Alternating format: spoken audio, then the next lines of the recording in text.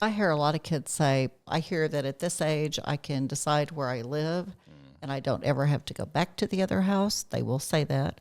Or they will say, I just want to be where I want to be when I want to be there, which is really confusing for the parents because they never know when the kid wants to be home. And I've had several cases, I'm trying to think in my head of how many, that were modifications of custody orders, which were predicated upon my client telling me that the child has made a really well-framed reason, a request to live primarily with them.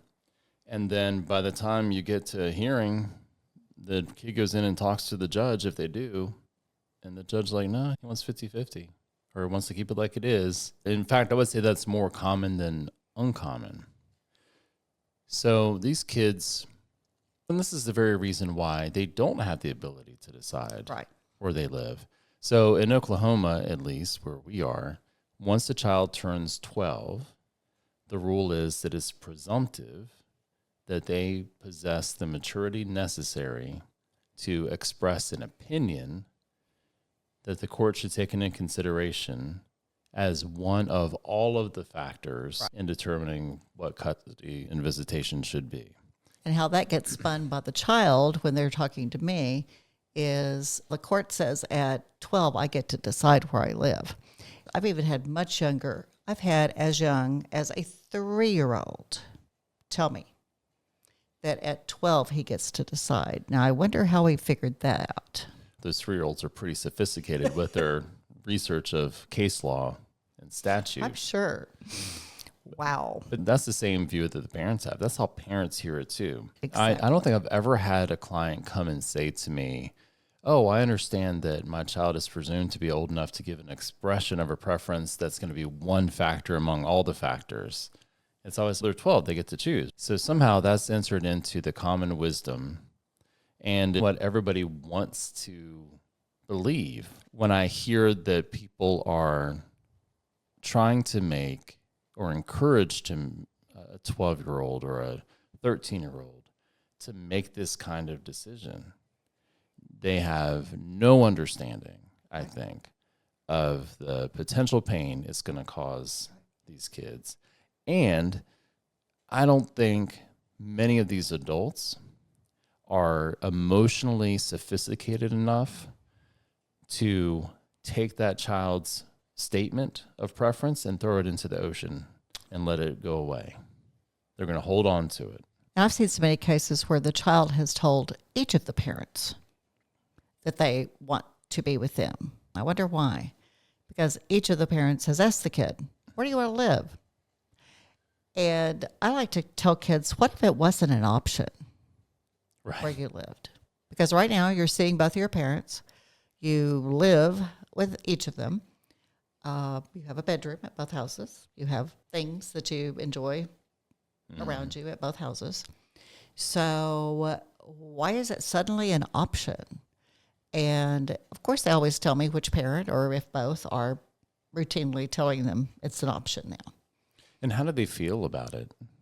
Most of them feel, the younger ones, I'd say the ones that are under 12 that are being told at 12 they get to make the decision, are very leery of making the decision and don't think they should be. I love it when I've got a younger one that'll say, I don't think I'm old enough for that, Linda. I don't think I will be at 12.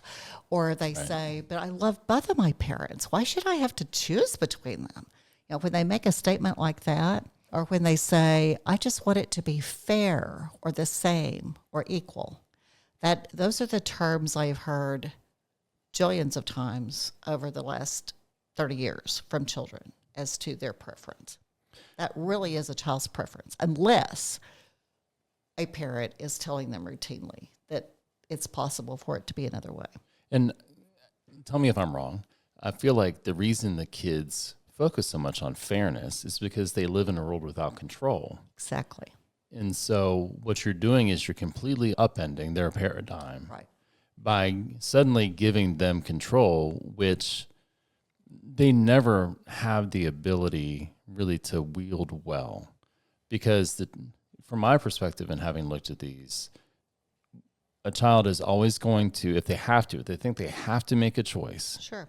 unless there's trauma being done to a sibling. So like Right. sometimes they'll stick up for a Oh, sibling, sure.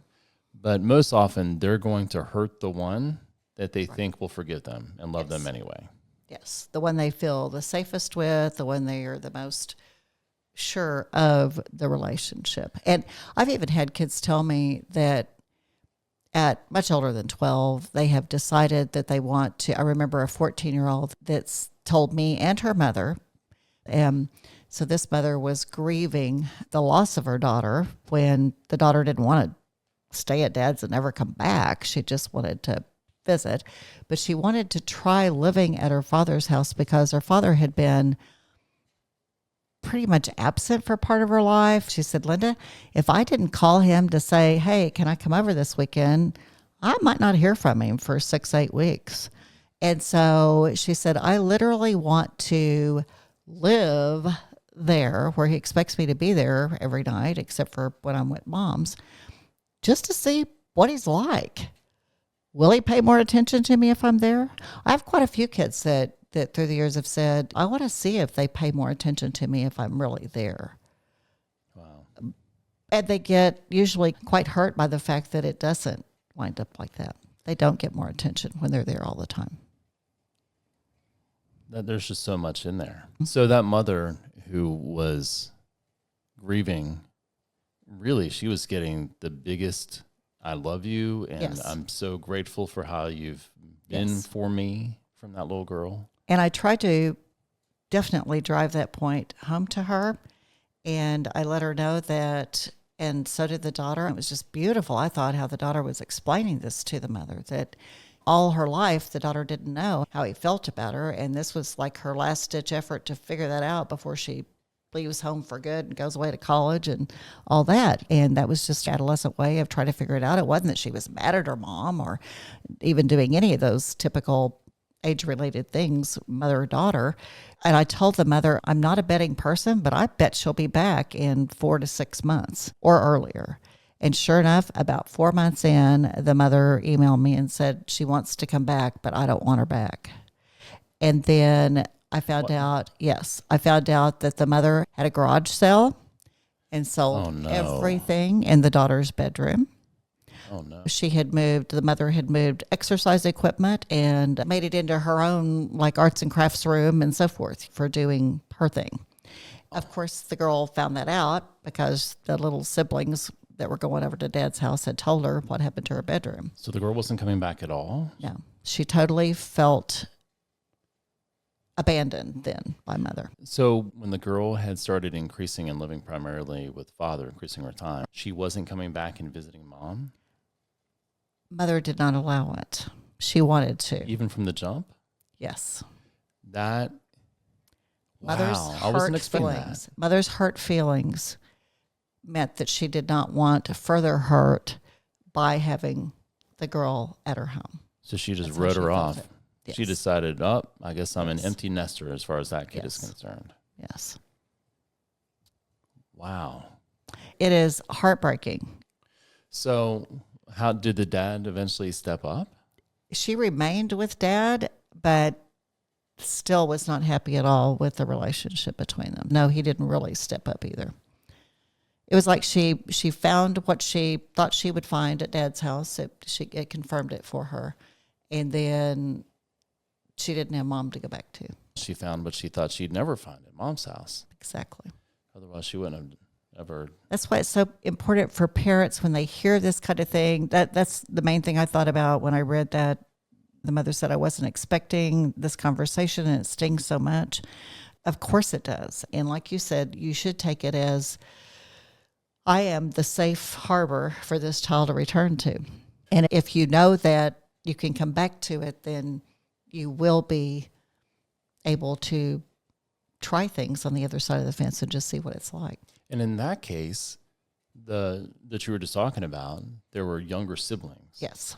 So not only was she cutting off the older child, she was telegraphing to the younger children that you're disposable.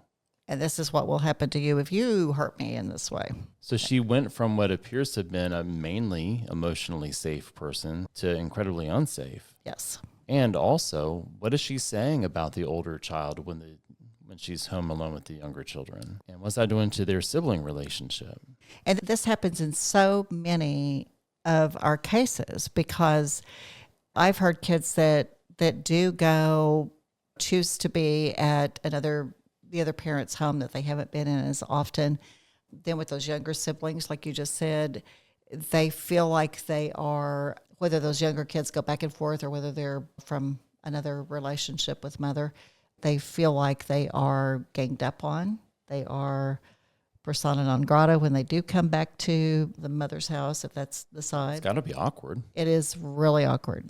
And of course, then that makes them not want to be there as often. What came to mind is when, especially like boys in middle school or high school, when they're first dating and they're too chicken to break up with their girlfriend. And so and I'm not going to say that I never did this.